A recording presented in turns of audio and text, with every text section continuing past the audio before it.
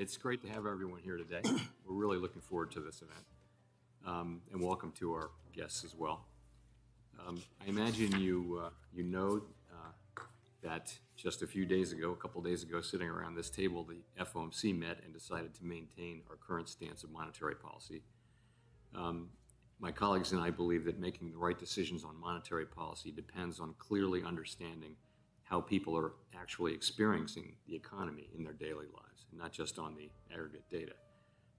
And that's why we're here today. I want to thank the members of the two panels who agreed to spare their time and share their experiences with us here today. We do have powerful tools and lots of data for crunching to be crunched, but nothing is as informative as hearing directly from a wide range of people engaged in the economy as represented by you. We want to hear the perspective, for example, of those who are helping families get enough to eat, and also that of a farmer and a rancher dealing with challenges of producing that food. We want to hear how workers are feeling about the job market when they post a resume online, and also the perspective of employers who use that online service to try to find workers. The pandemic has had lasting effects on the economy, and we'll hear today how parents are doing finding childcare and how our nursing school is responding to the well-known shortage of nurses. It was around 2 years ago that the surge in goods purchases during the pandemic led to a pivot to service spending and a slowdown in manufacturing. Data on manufacturing can tell us some of what's happening, but we look forward to hearing from our panelists today, who's working closely with hundreds of manufacturing businesses to understand better why that is happening. These Fed Listens events represent our continuing and deep interest in hearing these and other perspectives on how people are faring in the economy and how Fed decisions are affecting that experience. So thank you again all for being part of it, and I hand it off now to my colleague, Governor Mickey Bowman, please. Thank you so much, Chair Powell. Good morning, everyone. It's great to have you here this morning, and I'm so pleased to be hosting with my colleagues another Fed Listens event here at the board. It's great to be together in person, and thank you to our board members who are able to be here with us today. I'd also like to thank our 6 panelists for traveling all the way to Washington, D.C. to be here with us today, and for your willingness to share your perspectives on current economic conditions. When we say that our policy decisions are data dependent, people tend to think that we're only referring to the national statistics on employment, inflation, and economic activity. But when FOMC participants come to each policy meeting, they bring to the table a much broader set of information that includes reports gathered from numerous conversations with people across the country, conversations like those that we'll hear today. Over the past few years, the frequency and extent of data revisions, for example, like those that we saw in the most recent employment reports, have made the task of assessing the current state of the economy, as well as predicting how the economy will likely evolve, especially challenging. That's one reason why these Fed Listens conversations continue to be a valuable resource for us as policymakers. They provide important context to the economic data that we consider, and they help us develop a richer understanding of how economic conditions are affecting people in their everyday lives. In doing so, these discussions help us think about how we can best achieve stability and support for the economic well-being of all families. We will have 2 panel discussions this morning, and I'll be moderating the first panel, and Vice Chair Jefferson will be moderating the second panel. Thank you very much, Vice Chair. In our first panel, we'll hear from 3 people who bring direct knowledge and experience about how American families are faring and how they've been adjusting to the economic landscape since the pandemic. Our second panel includes 3 people who represent key industries, including manufacturing, agriculture, and healthcare. So we look forward to hearing from all of you and my fellow board members. I encourage you to ask any follow-up questions that you may have along the way as we have these conversations. But we'll begin with our first panelist on panel 1, Derek Chubbs. Derek is president and CEO of Second Harvest Food Bank in Orlando, Florida, the region's largest hunger relief agency that distributes more than 250,000 meals per day in 6 central Florida counties. He previously led the Central Texas Food Bank in Austin for 5 years. Prior to joining the Food Bank Network, Derek held both regional and national executive roles with the American Red Cross and held senior leadership positions with IBM, Pervasive Software, and Dell. So, Derek, we'll go ahead and get started with our first question. How has food insecurity evolved in your community since our last conversation in 2022? And thank you so much for joining us again. Oh, thank you, Governor, for having me and everyone else that are on these esteemed panels up a second time. So we're more than happy to talk about that. Also, thank you for the work that you've done thus far in controlling, slowing, potentially reversing some of the potential challenges that we were seeing from an economic level. But I want to start with doing two things. In the bio, you referenced that when I was here last, we were distributing the equivalent of 250,000 meals a day. That number is now 300,000 meals a day. And we picked up another county along the way. So my territory grew a little bit. But I also want to add that one other thing has been evolving during that time period. The profile of those who are depending on the charitable food system is evolving as well. We have an idea that when someone's hungry, they're either unemployed or they're homeless, and that was not necessarily the case before the pandemic, and it's even worse today. We're seeing more and more of our friends and neighbors depending on our services that are working, sometimes 2 and 3 jobs. Some own homes, and that's what we're seeing today. So the profile of the typical person depending on our services is evolving along with everything else. Also, from a Florida perspective, we are seeing the long tail of recovery from some of the natural disasters that we've seen as well. And I'm sure that's not just us, that's happening certainly in the South, but across the entire Feeding America network, we're one of 200. So, these emergencies hit low income, middle income families who can't even afford to prepare for this in advance. And according to some of the survey data that we've been looking at, around 70% of Americans are basically living paycheck to paycheck. So if that's the case, anything that throws off the system, a flat tire could do something like that if there's no savings. And that's mostly what we're seeing. So while inflation is slowing in many sectors, prices aren't necessarily decreasing at proportionate rate either. So the families that we talk to, and that's back to that 300,000 meals a day. The families that we talk to tell stories around how high or the challenges associated with housing. I talked to one and she said, well, my rent has to eat first. And then after the rent, there are the other fixed costs that are associated with it. So we're finding them using food to help balance a monthly budget. Whether or not I'm going to eat, or whether or not I'm not going to eat so that my children eat, or whether we're not going to eat healthy food and we buy, the junk food that's not necessarily good for us. So wages haven't necessarily caught up with the rate of inflation. I'm not telling you anything that you don't know already, but this is what we're seeing in the hundreds of thousands on a daily basis. So with food being a household budget item, there are all types of decisions that have to be made that are challenging to those that we see today.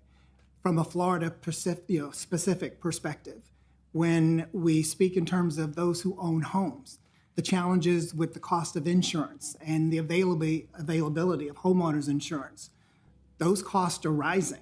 And they have to make up for that. That's the families. That's the senior on a fixed income. That's a major challenge that we're seeing. My homeowner's insurance is up in Florida. So I know this firsthand. We know this firsthand when we go to the grocery store and we see that prices have increased. And with Florida, or with Central Florida being a major hospitality town, then we find that so many of those who depend on our services are in the hospitality industry. And forgive my personal opinion, if you're working 40 plus hours a week, I really believe you ought to be able to afford food. That we're talking about food at the end of the day. So just a quick recap on the question, Governor. Well, right before the pandemic, in Central Florida, we were distributing around 150,000 meals a day before the pandemic. During the pandemic, that number doubled to 300,000 meals a day. What's passed when I was here last year, we thought our new normal was going to be 250,000 meals a day. But we found last year that that number had grown back to 300,000. And I'm afraid there's no end in sight. So that's how things have kind of evolved in the community since we visited last time. I think it was November of 22. And it's not necessarily a pretty picture. Things are changing, but that's what our folk are seeing. Great, thank you. And so can you share with us what your outlook is for the coming year and for the financial well-being of the families that you're serving now? So we're basically in the midst of a perfect storm. It's what I would say. Rent is out of touch with average wages. Families and seniors are living in what used to be efficiency hotels. Is where they find themselves living. I mentioned property insurance, childcare, simple supply and demand. There are just not enough options. So childcare expenses are up. Healthcare, volatile grocery prices, gas and transportation, which we as a food bank and every food bank in the country are challenged with as well, because the cost of me putting 24 trucks on the road every day is a lot different today than it was a few years ago. But I really want to touch on what's on the horizon. On the horizon, this summer, for 10 weeks, our children are not going to have access to the free and reduced lunch programs that they typically see while they're in school. Now, and that's just during the summer. I won't mention after school, weekends, holidays. They just simply don't have access to food. And we're trying to figure out how to do that. 13 million kids across the Feeding America network that we've been able to count aren't sure where their next meal is coming from. 1 in 5 in Central Florida. I find that number unacceptable under any stretch of the imagination. One of the things that we're trying to do in Central Florida is we have a very active school market program that has grown considerably since 2022. We have school markets or school programs in 70 of the schools in our service area. 70 schools in our service area. And we have another 30 waiting in the queue to be a part of the program. And we've learned several things. We had one program in particular that would send a child home at night with food to eat for the evening. Well, we found that child, when he or she took the food home, was sharing it with the family. So it wasn't enough food. So we have increased that number. We've increased the amount of pounds of food that we send home. And that's a major challenge for us. And it just breaks my heart because we all know, and my friend Dawn will probably tell you the exact same thing, the challenges that are associated with children who aren't properly nourished. Everything from health issues to not being able to learn and process information appropriately. So right now, that's my biggest fear, because that ripple effect is going to hit our children. And we will scale this summer up to another level. I'll take on an additional 15 employees and driving just to hit some of those school programs and fill the gaps. We have 7 schools in our area that don't even have commercial kitchens.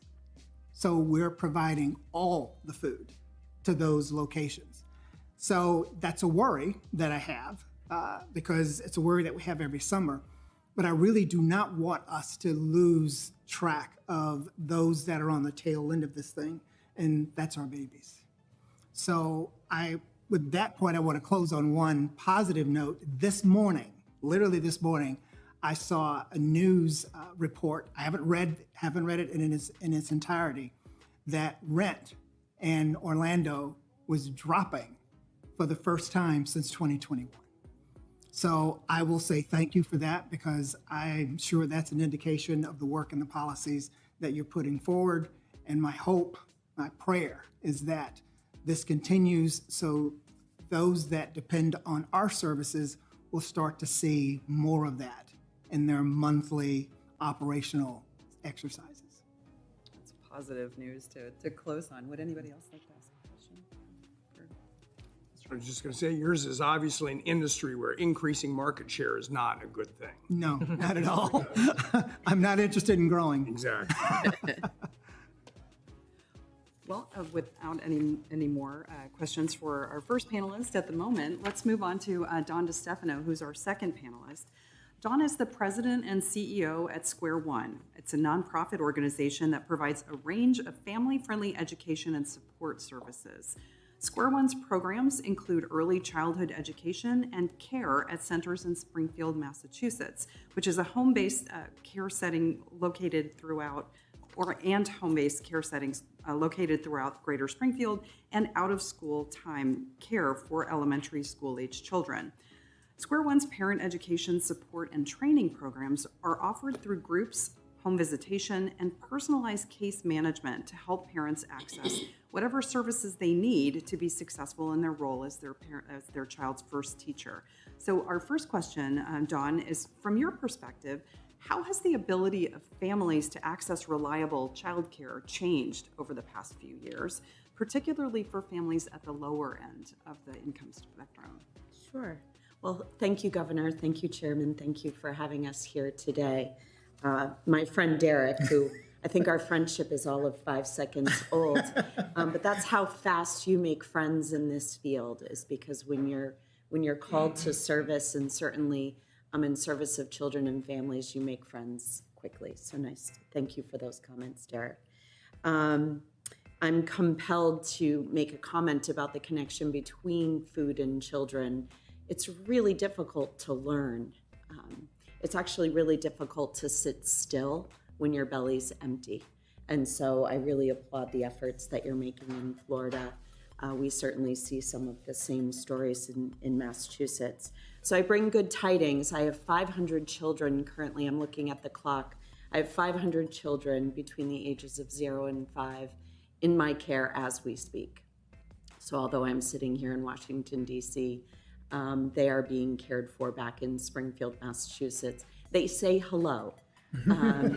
Many of them, I had a couple that wanted to come with me. We had to look at the map and show them where Washington, D.C. was, and explain where Miss Dawn was going. So maybe next time I'll bring one of them with me.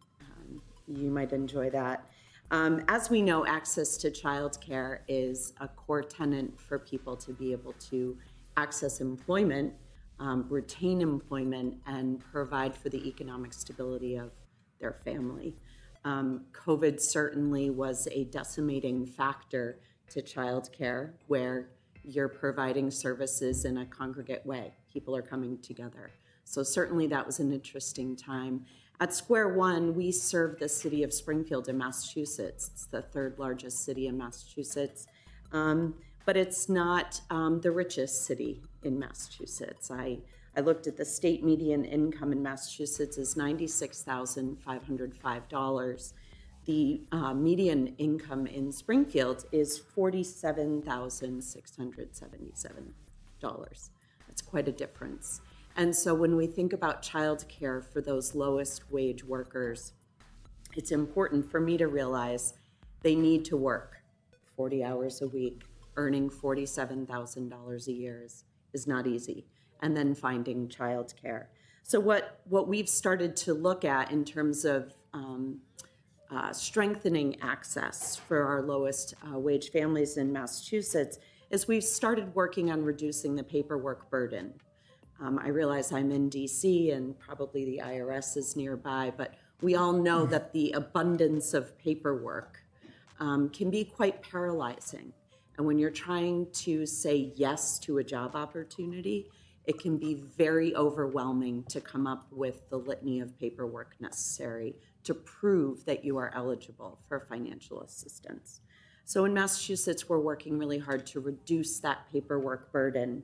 The other thing we're doing is eliminating the types of household income that families rely on when there's a disability, your child support, And things like the money that you receive to support the food in your household, we're no longer counting those towards your household income. Because again, it sets you up for a false narrative. You end up paying a higher childcare fee by counting those benefits.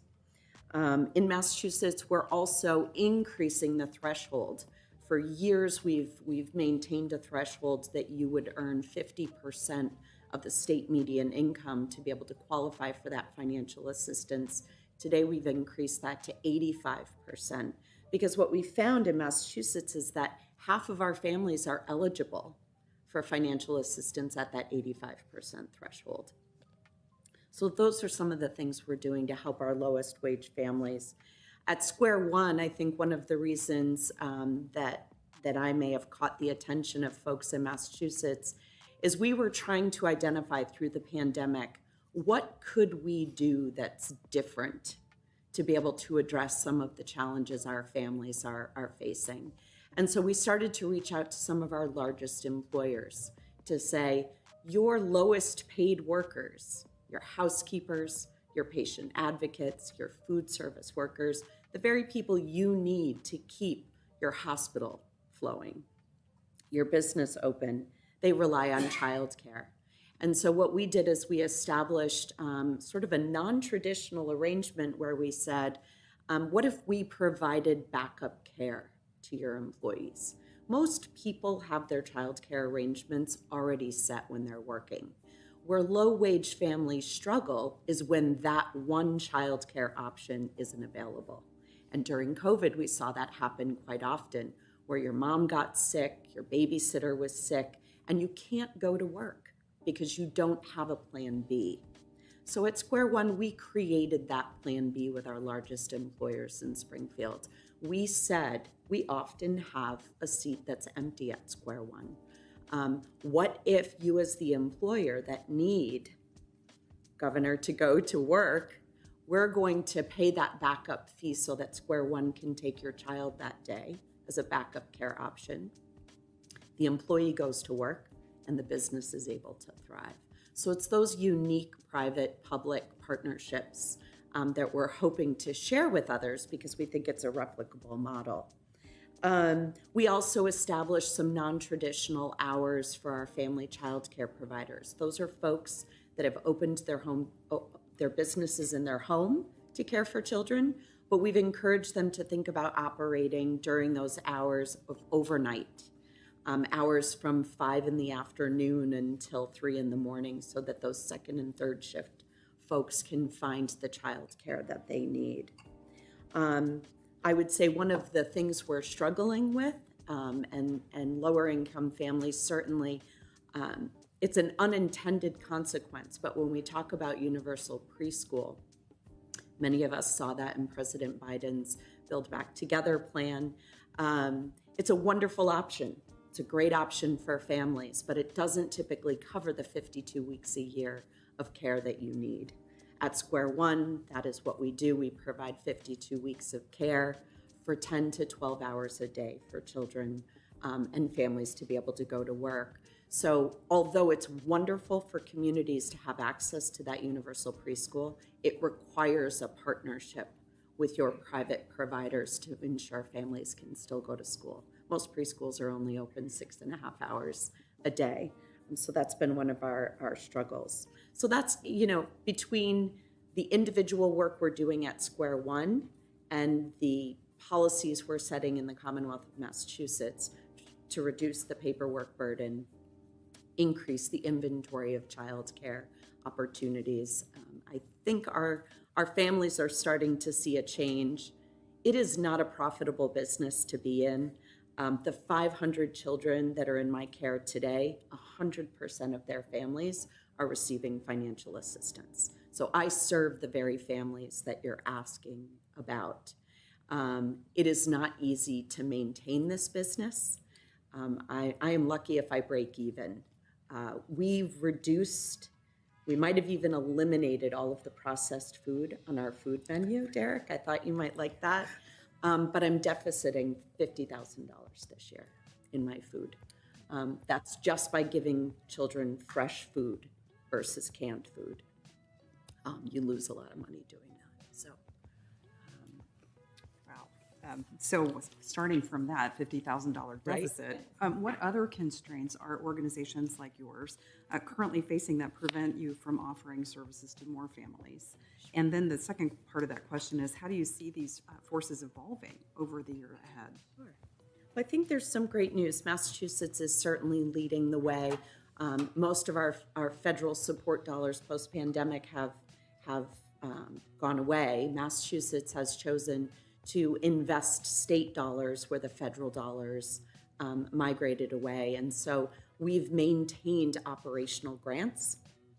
Many of you here may not know that a lot of child care contracts, especially for agencies like mine, where we serve those very children that need financial assistance, those are multi-year contracts. So the last contract I signed with the Commonwealth to provide my services was close to 12 years ago. And so when you contract for a certain amount of slots 12 years ago, it doesn't leave much room for growth and opportunity to serve more. And although we have some flexibility, it's very limiting. The other piece that's very limiting from a contractual perspective is we utilized a market rate survey to establish the government reimbursement rate that we receive. In a lower income community like Springfield, Massachusetts, the market is the government subsidy.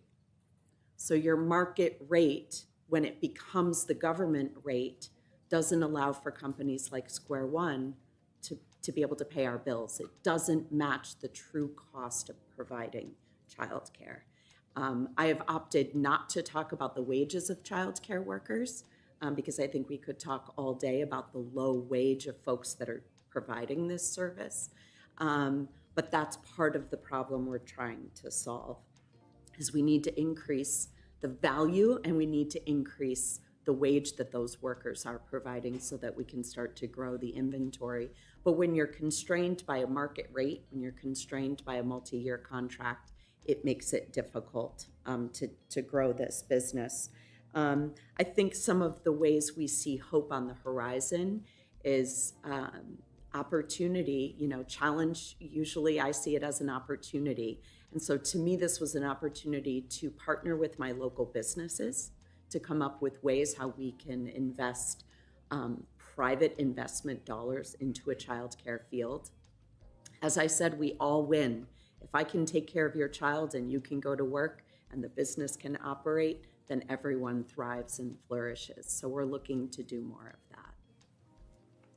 I can't help with my finance background wondering how you fund these incredibly important activities. Just at a high level, is it mostly state government, federal government? Is there a significant private fundraising effort to support these, again, incredibly important activities? Great question. Thank you for asking. Our agency is about a $10 million agency. That's about our annual budget. 92% of that funding is directly state reimbursement for the care I'm providing to children and families. Springfield, Massachusetts is about 2 hours outside of Boston. Our philanthropic power is definitely not on the same level as Boston. I think I said to one of my colleagues, I'm jealous at all times of the fundraising power that my Boston colleagues have. We do need to fill the rest of that deficit. That 8% that's left is fundraising. So it's really a combination of government contracts and then private foundations. Second Harvest? We're one of those that has the benefit of being able to fundraise. And around 60% of the money that we're able to raise. And our operational budget is about $38 million. And we are able to fundraise for a significant portion of that. But then we also depend on foundations and grants from the state and a couple from the federal level. From the federal level, we largely depend on food, TFAP food. And that's food that, and it's healthy food, but we've seen a significant drop in that availability over the last couple of years. And but the need went up, so we're having to pay for that food. And that in and of itself is a model that's just simply not sustainable. We've gone up around 30% in the amount of money that we spend to buy food. And we buy, Inflation. yes, and we, inflation and transportation cost as well. Right. And, and we have to do that to fill some of the gaps, make sure that we're providing healthy food. We're trying to dial back sugar, sweetened types of food that we send out, particularly to the schools. And so we're fortunate to have a robust community that supports us from a philanthropic perspective, but our spend today is not as sustainable in the long term. I'd like to. Oh, you did? Yeah, good.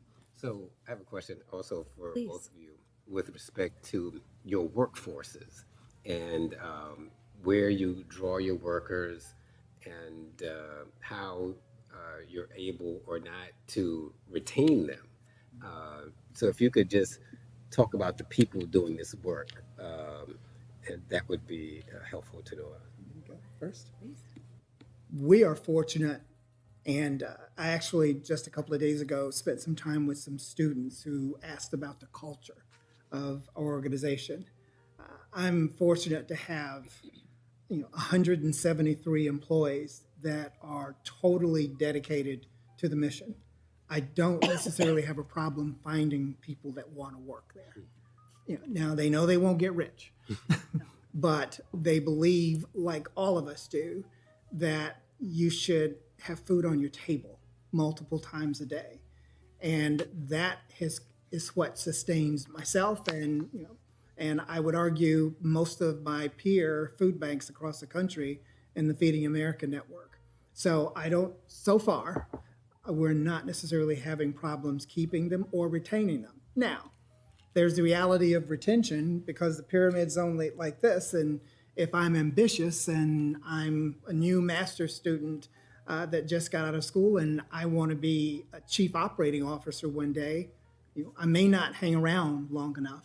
But we've embraced that, and we've embraced development programs actually to help them do that. That's what keeps them longer because we're working on that. But we are fortunate enough to not have had a problem keeping or maintaining employees. Gosh, the average number of years that a Square One teacher has been with us is 22 years this year. Through COVID, we maintained 100% of our workforce. That is the dedication. It's the same. The folks that I employ were born and raised in the very community that they're caring for the children that we have in our care. So when COVID hit, we were able to reopen 6 weeks after in June of 2020. I had 100% of my folks return to work, which I find amazing. We also have the capacity at Square One to partner with our local colleges and our local high schools. So we have a kind of career pipeline with people that are interested in serving young children. And, like Derek, we almost embrace the journey. And so we might have you employed and train you, and you might go to the public schools to continue your education. But some enjoy the flexibility. 52 weeks a year doesn't sound as great as 40 weeks a year in the public school district. But you have a lot more flexibility in a community-based preschool for vacation and things like that. So we're finding a good balance. For us, it's heartbreaking to me to know I have 140 employees myself. My direct care staff are eligible for most government benefits. I'm just not able to pay them a wage that gets them above that median income where they come away from that eligible category. So that's what I'm trying to work on is we're trying to simultaneously find the resources to pay people more, but also encourage them to increase their education so that the quality of early learning and care rises with the wages that we're able to provide. Can I just follow up? What fraction of your workforce is potentially volunteer as opposed to paid, or is it all paid? Well, my workforce is 100% paid. If I have 140 employees, I have about 220 volunteers that come through Massachusetts, as you know, is heavily educated. We have a lot of colleges. I think we have 6 colleges within a 10-mile radius of all of my centers. So we, again, spend a lot of time creating those partnerships so that college students come in and they're doing some of their community service with us. That takes time, though. You know, it's quite an investment to establish those relationships and keep them going.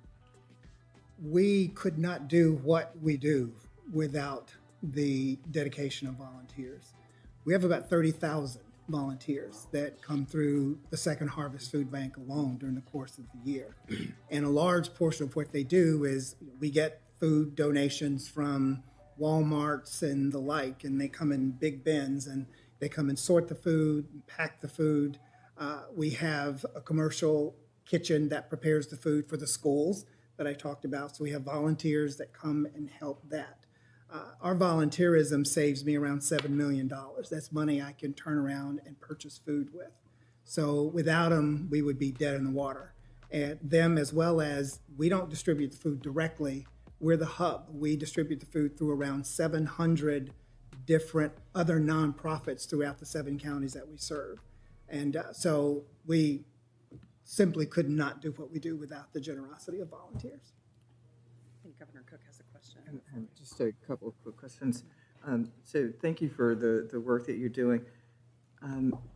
Dawn, what is the minimum wage in Massachusetts and in Springfield? $15 an hour right now. So they're the same. Well, our minimum wage at Square One is $16.21 as a starting teacher's salary at Square One. Those are union positions. My starting wage for other positions is 17, but our minimum wage in Massachusetts is 15. Okay, thank you. And you were saying that at the beginning you were offering these services to local employers. Are they paying like the government? Are they paying sort of market rate for childcare? They're paying market rates. So the best example is our large healthcare system. Bay State Health is one of our largest employer partners. They require, again, and what they've done is they've migrated this backup care into their recruitment process, their hiring process, and their retention process. And they haven't started, but where they're moving to is having an hourly wage threshold where if you earn under a certain amount, they would pay in full the private fee that I charge for those backup seats. Because again, they need folks to be able to come to work, but they can't always afford the private fee. So I have my government reimbursement fee, and my private fee is always 5% higher than what the government fee is, because I try to keep it as a reasonable fee for those families that don't make the threshold. And the employers, for certain folks, will reimburse. Derek, Yes, ma'am. with respect to the Feeding America network, how do you leverage it for both fundraising and for volunteers? Again, that's one of the advantages of being part of the network. We couldn't function without it. Feeding America, for the entire network, is able to leverage those national relationships that I might not do locally. With that, they're able to get us better pricing for food.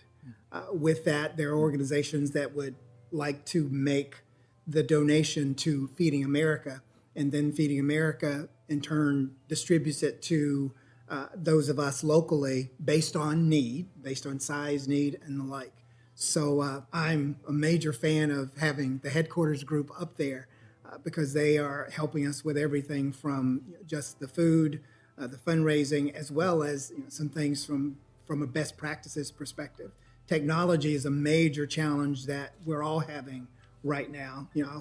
From with us in Central Florida, I would like to have more visibility into those 700 organizations that distribute food to us, for us. But some of them, especially the smaller ones, don't necessarily have access to that technology. So what's that model look like where I can maybe take a tablet and send to someone so they could do that? They are a major portion of our success. Thank you. Yes, ma'am. Thanks for these wonderful questions. We need to move on to our third panelist. So switching gears a little bit I'll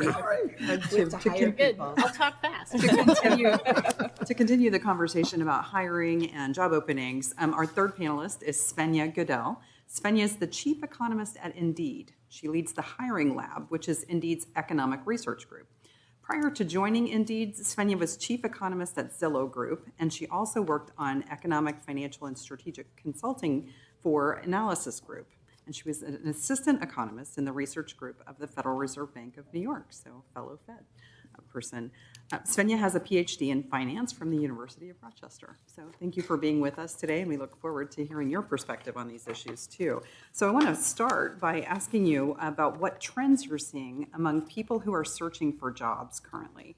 Over the past year, what types of job postings saw the strongest increases in applications, and do you expect those types of trends to continue in 2024? Sure. Well, first of all, I would like to thank you, Governor Bowman, and the rest of the Federal Reserve, of course, for having me here today. It's super exciting to be able to share some stories and some data along the way. We have a lot of data at Indeed, and so it is my distinct pleasure as an economist to be able to talk about this and have this conversation with you today. To answer your questions, I'll be relying extensively on data pulled from Indeed job postings, from clicks that we get on job postings, as well as applies data, as well as surveys that we have taken, getting responses from job seekers and employers along the way. Of course, what economist would I be if I didn't have charts? So I did bring a chart book. I won't reference it, but if you're curious, feel free to. Excellent. Feel free to check it out. I would be remiss if I didn't mention that all of our data products, the Indeed Job Postings Index, our wage tracker, are available on hiringlab.org. That's our site, and you can download all that data. As I like to joke, Friday night, glass of wine, whole bunch of data. You know? I'm a dork, yes. So let's dive right in. I'm struck by how interconnected a lot of what we're talking about today really is, right? Food, education, care, having a job, and it will all kind of come together when you look at it across the board. Housing, of course, in there too, and really, as the labor market has been returning to its new normal, I guess now, some of the trends that we saw during the pandemic are here to stay. The Indeed Hiring Lab research shows that even now, 3 years after the worst of the pandemic is over, remote and hybrid work are still extremely popular and quite prevalent. Both the share of job seekers that explicitly search for remote or hybrid work on Indeed, as well as the number of job postings that offer either remote or hybrid work, are still relatively high, even though they've fallen slightly since their peak in 2023. However, the modest decline in the share of job postings advertising this remote work is less of a signal that employers are changing their mind about remote work. I think it still remains an attractive feature for a lot of employers. It's really more a sense around what we're seeing in the labor market as a whole in the mix of jobs. Overall, the level of job postings on Indeed remains comfortably above pre-pandemic levels. So demand for labor is higher than it was pre-pandemic, but it's been coming down slowly, and you are very familiar with this, of course, as you look at your data regularly. And as the labor market has slowed over time, the mix of jobs that we're seeing being posted has changed significantly on Indeed. For example, postings for roles in tech and corporate sectors, including software development, IT operations and help desk, and banking and finance, have exhibited more significant declines as employers have started to pull back and hire less in those sectors. And it's typically these types of sectors that actually offer remote work. So as we see fewer of these job postings, we also start to see fewer remote postings be available on Indeed. Despite the enduring popularity of remote work, is postings in sectors that are typically in person and generally lower paying jobs that are currently getting the most application activity on Indeed. So in February, job postings in administrative assistance and food prep and service each received almost 9% of all job seeker application starts on Indeed. So you actually go and click on start an application on Indeed. Job postings for roles in customer service, retail, and sales all received more than 6% in total of total application starts Indeed last month. Sectors with the biggest growth over the past year in applications include several tech and tech-adjacent sectors, including the software development, information design and documentation, and operations and help desk services sectors. It is important to note that the growth in application in some of these sectors over the past year is coming off a relatively low base. So, for example, if you're looking at software development, those roles, those applications are up more than 60% year over year, but they represent fewer than 4% of all total applications that were started last month.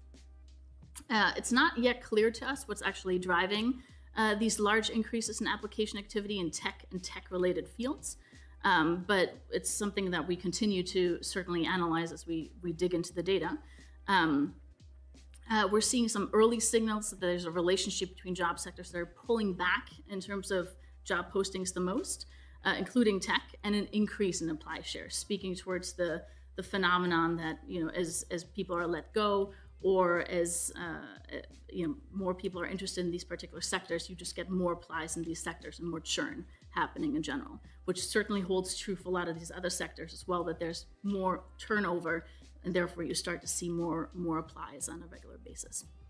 So whether a worker is new to the labor force, is trying to return to the labor force, or simply looking around at other opportunities, we know that the allure of higher pay remains the biggest motivator for beginning a job search. After all, compensation is king, or as I've been told, is queen. So,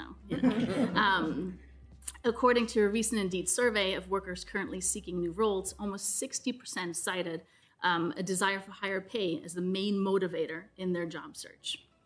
Even as annual wage growth continues to slow, employers are still showing a willingness to pay top dollars to attract talent.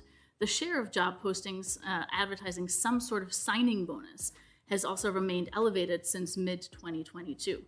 The flexibility of offering that one-time financial incentive to new workers is especially popular in fields like healthcare.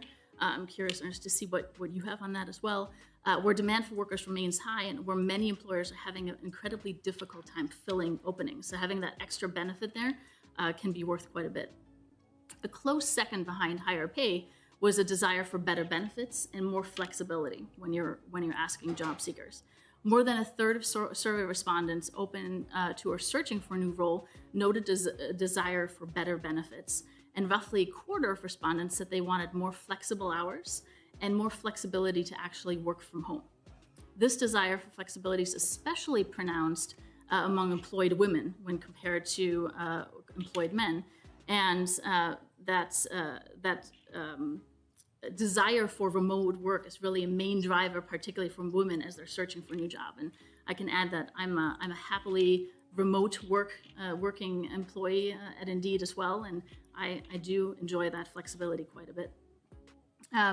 Much of the frenzied competition for workers that characterized the job market in 2021 and 2022 is obviously over, but it's certainly not completely disappeared. As the labor market has been cooling, a lot of sectors have unevenly cooled, and we're seeing a lot of different behaviors depending on which sector you find yourself in. And so employers may not be able to compete purely on salary all the time, and they find that they're still able to attract candidates by offering flexibility or other benefits. Employers that want to use different benefit offerings to differentiate themselves, to defray either salary costs or just to have additional benefits, and are quite prevalent still on Indeed. And we see a lot of really interesting trends that have to do with how many more benefit offerings are available right now. Schedule flexibility and the ability to work from home are relatively new benefits. Again, this is particularly a pandemic-driven trend, but more traditional benefits, including healthcare, pay time off, and retirement benefits, are still really important for workers, and we find that as we talk to job seekers. The share of job postings on Indeed mentioning health insurance, for example, rose from 31% in 2020 to a whopping 48% by February of 2023. So incredibly strong growth there. And the share of advertised retirement plans and pay time off both rose from 22% to 37% over that same time period. Now, much of the rise in these advertised benefits between 2020 and early 2022 occurred in typically low-wage sectors, including food, prep and service, retail, and childcare. But between early 2022 and early 2023, the pace of benefits growth and low-wage postings started to slow down. So we're not seeing quite as explosive movements at this point anymore. Strong growth in advertised benefits for some segments, even as others have slowed, shows that the cooling market is not felt uniformly. It seems clear that there are still sectors where hiring remains relatively difficult, and employers may feel compelled to continue sweetening the pot for job seekers to attract the best possible candidate. Our research also shows that job seekers are receptive to non-traditional benefits and or may seek out employers that share their own personal beliefs. So company culture has been a pretty big driver over the last few years as job seekers search for jobs. In fact, after the U.S. Supreme Court's decision in Dobbs versus Jackson overturned a long-standing federal right to abortion, hundreds of U.S. employers publicly announced measures designed to ensure access to reproductive care for impacted employees, including paying for out-of-state travel care, for care made unavailable in the worker's home state that they're based in. Now, realistically, these kinds of benefits are unlikely to be used often and will not apply to many workers at a given company. And just because a company did not make a public statement announcing any of these new benefits doesn't mean that they aren't still willing to work with their workforce, behind the scenes. But it is clear that at least some job seekers do read these public announcements, and it's an important signal to them for company culture. And companies do reap some important recruiting advantages by sending these signals. So we dug in and did some research and found that post-ops clicks on postings from announcing firms increased by 8% compared to similar firms that did not make these announcements. And that's roughly equivalent to behavior we'd see if a company raised wages by 12%. We'd also see that sort of increase in clicks along the way. So finally, another feature that we know is attractive to job seekers is pay transparency. As of January 2024, a majority of job postings on Indeed included at least some sort of information about pay, up from less than 20% prior to the pandemic. Much of that rise can be attributed to recent local laws requiring disclosure in some states, but the rise in transparent job postings has been observed even in areas where disclosure was not required by law. We believe that disclosing pay upfront in a job posting can also help lead to faster hiring overall, just a better match at the end of the day. To us, it is no coincidence that pay transparency has grown fastest in a handful of industries, including childcare and healthcare, where job postings have held up the strongest over the past year, with strong demand, hard to fill, and demand for workers remains high in these industries, and employers are giving as much potential information as they can upfront in order to attract talent. In a still competitive job market, in which job openings still outnumber unemployed workers, it is important for employers to meet workers where they are and make a good faith effort to meet their demands for flexibility and, of course, benefits whenever possible. I'm happy to take any questions on that. A lot of information. We could probably talk for half an hour. Send us your slides. But you mentioned some of those differences. Could you tell us a little bit more about the differences that employers are looking for in educational requirements and skills requirements and other qualifications that they may be looking for in this new working environment? Certainly. We're seeing employers relaxing the more traditional educational requirements along the way, and oftentimes in order to broaden their applicable pool of candidates. Particularly, we saw this as the labor market was really tight and you had to kind of go out of your traditional pool in order to be successful in hiring. As of January, a small majority, 52%, of job postings on Indeed did not mention any formal educational requirements. That's up from a small minority of 48% prior to the pandemic. But I think most notable is that the share of postings requiring at least a bachelor's degree, so a 4-year degree, fell from more than 20% prior to the pandemic to now roughly 17% earlier this year.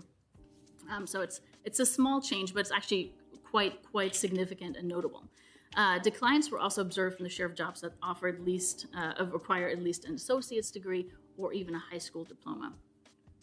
Our research shows that the trend is also widespread across occupational sectors. So with in mind that this could be a mixed issue, it was not. Looking within sector, this all certainly holds true.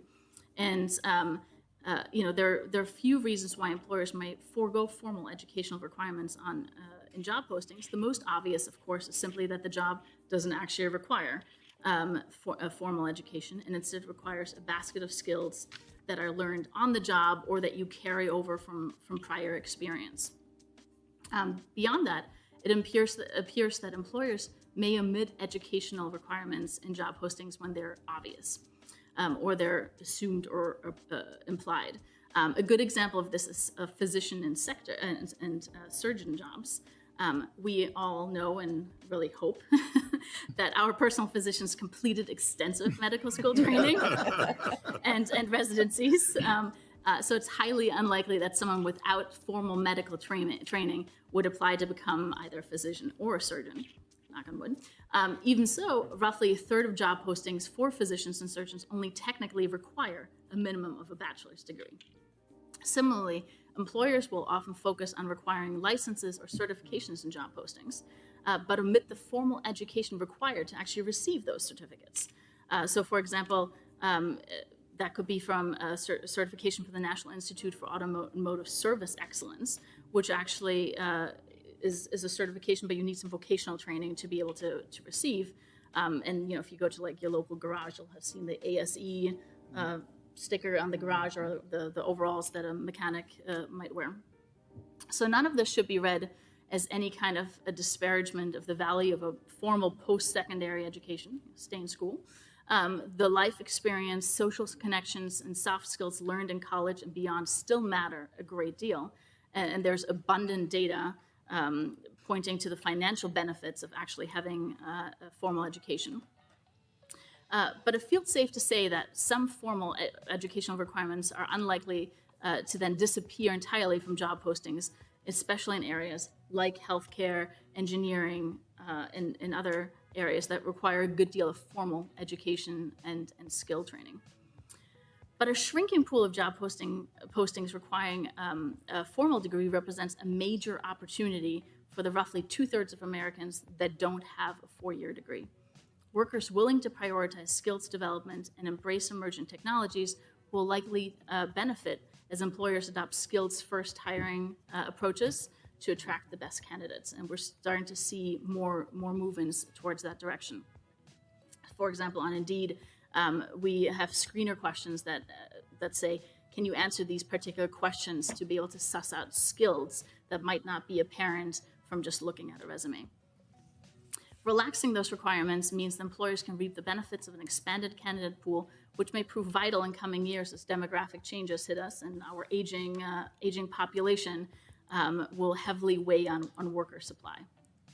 When discussing the importance of education and work skills, the recent rapid rise of artificial intelligence technologies more broadly and generative artificial intelligence tools in particular is currently, in my mind, the elephant in the room in all of this, right?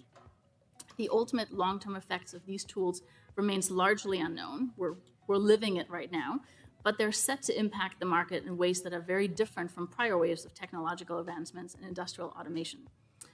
Generative AI tools, which can create text, images, or audio, represent the biggest departure from historic patterns. Looking at the history of automation, it was largely manual type labor jobs that were impacted extensively along the way. Interestingly enough, if you're looking at the impact of generative AI on jobs, it's that list flipped around. So historically, we thought knowledge workers were safe. Now, Gen AI is actually impacting knowledge workers a lot more. So if you're in marketing, HR, software development, our research shows that these jobs are significantly impacted. And it's the in-person participation jobs that are not as impacted. Svenja, we really appreciate that. I don't want to cut you short, but we do have 3 other panelists. Of course, no. And we really look forward to your slides.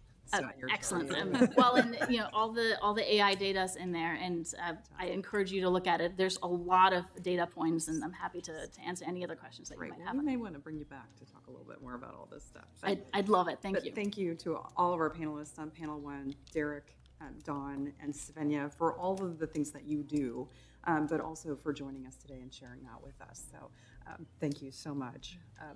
I'll turn it over to Vice Chair Jefferson to lead our second panel, and thank you so much for Thank being you. willing to do that. Thank you, Governor Bowman. I appreciate the opportunity to moderate our second panel discussion today. As my colleagues have already mentioned, discussions like these are a valuable part of our continuous monitoring of economic developments because they help paint a more timely and nuanced picture of what is happening on the ground. Another reason these conversations are helpful is because they improve our understanding of how the effects of our past policy actions are feeding through to the economy. That's something that we're especially focused on in the current environment, where we've raised our policy rate by a historically large amount in a relatively short period of time. Milton Friedman famously said that monetary policy has long and variable lags, and the uncertainty that comes with that variability makes our job as policymakers more challenging. The speakers here today bring with them useful insights that can help us gauge the varying impact that policy is having on different sectors of the economy at different points in time.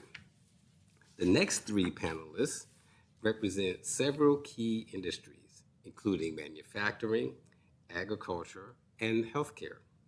I'm looking forward to hearing their unique perspectives about how the businesses and nonprofit organizations they are engaged with are responding to tighter financial conditions and other changes in the economic landscape that have occurred over the past few years.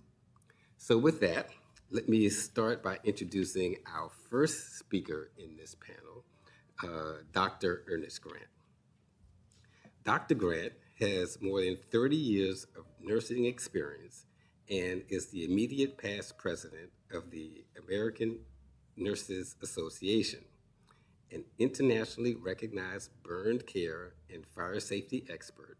He previously served as the burn outreach coordinator for the North Carolina J.C. Burn Center at University of North Carolina Hospitals in Chapel Hill. In this role, he oversaw burn education for physicians, nurses, and other allied healthcare personnel, and ran the center's nationally acclaimed burn prevention program, which promotes safety and works to reduce burn-related injuries through public education and the legislative process. He also serves as adjunct faculty at the University of North Carolina Chapel Hill School of Nursing, where he works with nursing students in both classroom and clinical settings. He holds a BSN degree from North Carolina Central University and MSN and PhD degrees from the University of North Carolina at Greensboro. So welcome. My first question for you is, how would you compare working conditions in the healthcare industry now with what they were in the early stages of the pandemic recovery? Well, good morning, and thank you, Governor Jefferson, for that introduction, and to Chairman Powell and the rest of the governors. Delighted to be here. Although I have to say that I am now with Duke University School of Nursing, so that they won't get me. Although some people may say that I'm confused, but I tell people when I went to Duke, I went there for two reasons. The first one I won't tell you about, but the second one was to sabotage the Duke basketball team from the inside.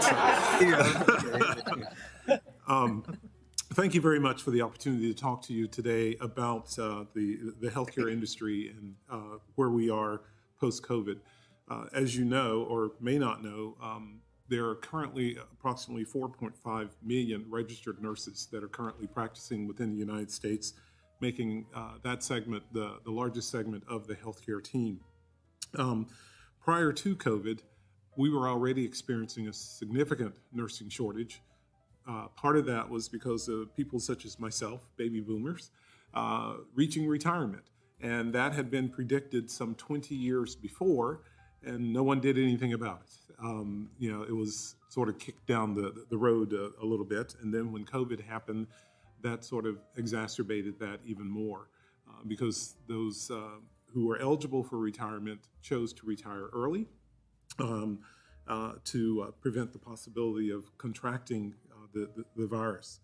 Some other things also contributed to this shortage, not only just within the nursing profession, but across healthcare all the way around. And that, again, were workforce issues such as mandatory overtime. Again, people perhaps not wanting to choose perhaps to leave the profession. Once COVID struck, though, I was president of the ANA at the time, and we began a series that still goes on, what we call Pulse of the Nation's Nurses Survey. And the very first survey that we did back in 2020 showed that, again, elderly, or the older nurses, I don't want to say elderly, old, because that's me. Older nurses were retiring at an excessively higher rate. It also affected Black and Latinx nurses. We found that they were more likely to be in direct care of someone who had sustained the COVID virus.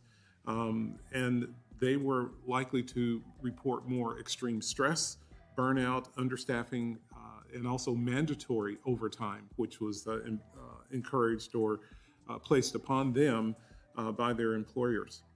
From an economic perspective, all nurses, but in particularly, again, Black and Latinx nurses and other minority nurses, suffered a greater financial impact because they reported that they had to stop payment on student loans. They skipped or allowed monthly bills to lapse, and also either had to dip into savings or borrow money from family and friends in order to stay afloat. And you may recall that during COVID, there was a lot of competition for nurses, and a lot of nurses chose to become travelers because they could make a significant amount of money as a result of that. In one report, as high as $15,000 a week. Whereas that sounds good, you had to work 7 12-hour shifts in order to do that. But those numbers have changed since then.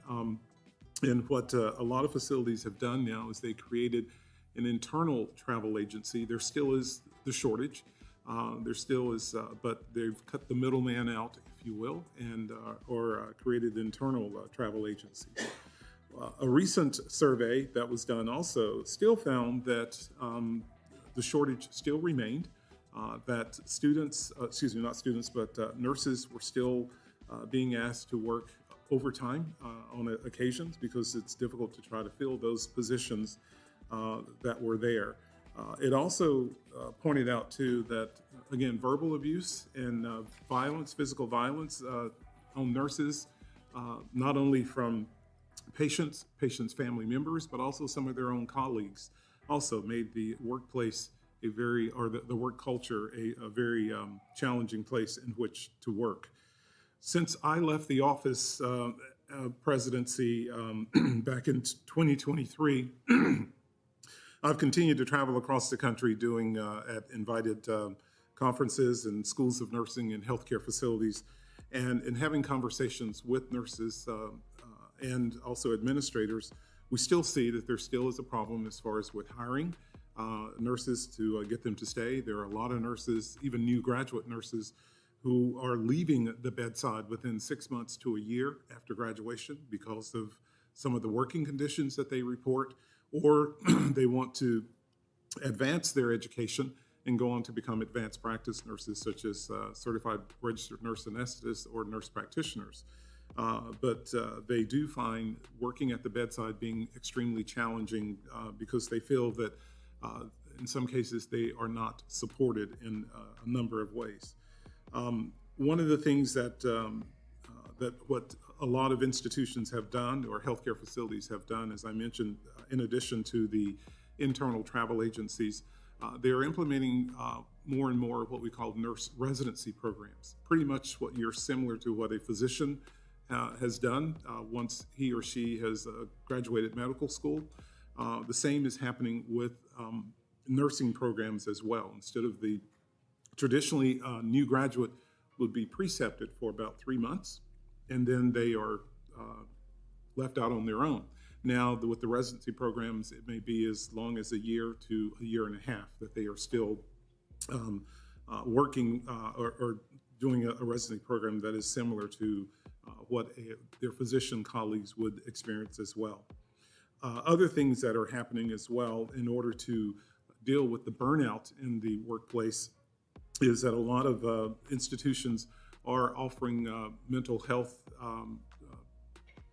or well-being programs for nurses, of which they are taking advantage of, although some are seeking that advantage on their own, because the biggest fear is that if you have it on your report that you've gone to seek psych mental health care, that could be reported on your license, and therefore or insurance, I guess I should say, and makes it difficult if you want to go and work somewhere else.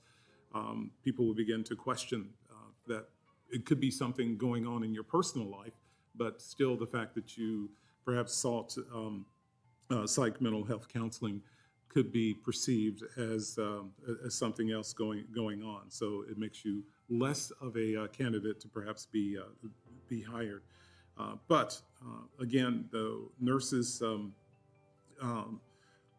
and one other final thing before perhaps we address the second question is that nurses also feel that as the patient assaults continue, or verbal assaults on them continue, even though an employer may have a zero tolerance notification, sometimes they are discouraged from filing charges against a patient or family member or even their colleagues. They are discouraged from that. And so they feel that as a result of that, you have the policy on the books, but the employer is discouraging you from doing that. They do not feel supported in that particular way, which also creates an air of, do I feel as if this is a work culture where I can thrive, as opposed to perhaps going somewhere else where they feel that they are needed. And as was mentioned, as far as like with remote work, you can't do remote nursing, or a little bit. Of course, we are in some cases where you can do monitoring, you can do hospital at home, but that is a new concept that is still broadening a little bit, but it does make it difficult. In the acute care setting, you need that nurse there 24/7 in order to provide the necessary care that is there. Well, thank you very much for that response. And you touched on many different factors, I think, related to my second question. So it may be just a matter of prioritizing which ones you think are most important. So if you think about the most important factors affecting whether or not people will choose to enter or remain in the field of nursing in the next few years, how would you prioritize some of the things that you may have already touched on? I have 4 very quick answers for you. The first one is nursing needs to appeal to both young men and women, and in particularly persons of color. It is vitally important, as we know, the minority population in the United States within the next 5 to 10 years will be the majority. And I am a strong believer that nursing should be representative of the people that we care for. And so we should have every opportunity that we can for underrepresented minorities to have the opportunity to become nurses and to see nurses. Right now, nursing is 80% female and white. And again, as we know that the countries will become more diversified, that is something that we need to do. The second thing is, first of all, people need to understand who it is and what it is that nurses do. When you mention nurse, most people automatically think, well, they work at that, the acute care hospital. They have no idea that nurses are everywhere in industry. We're in aeromedical science. We do bench research. So to have them see the opportunities that nurses may, or that you may have as a nurse. The second is that there need to be pathways starting at middle school, I think, through high school, to promote nursing as a career and allow partnership opportunities with technical or community colleges or at universities that will expose students to that as well. I know at Duke we are working on getting into that particular arena and are having some good success with that. Third, there need to be increase in funding opportunities for nursing faculty in clinical space. You can't generate nursing without nursing faculty, and the average age of nursing faculty is about 56 years of age. And at Duke, we admit new students every semester. So 3 times a year, we are admitting roughly between 80 to 150 new students, but we got to find the clinical space for them to learn, and also enough nursing faculty, qualified nursing faculty, in order to teach in that as well. The fourth one is that employers should take steps to ensure the retention of staff with incentive programs as well, such as assisting with paying off student loans. I think the average nursing student may have an average student loan of about $56,000. Again, for someone who is young, to already be saddled with that amount of a loan can be very challenging when you're wanting to buy a house, get married, have a family, et cetera, as well. Also, the employer should do other things as far as, what are some things to enhance educational advancement or career placement in order to retain the nurses who are there? What are some opportunities that, if I were a nurse who had only an associate degree, what are some things that the employer can do to assist me with getting my baccalaureate degree or master's or vice versa? Maybe flexibility in staffing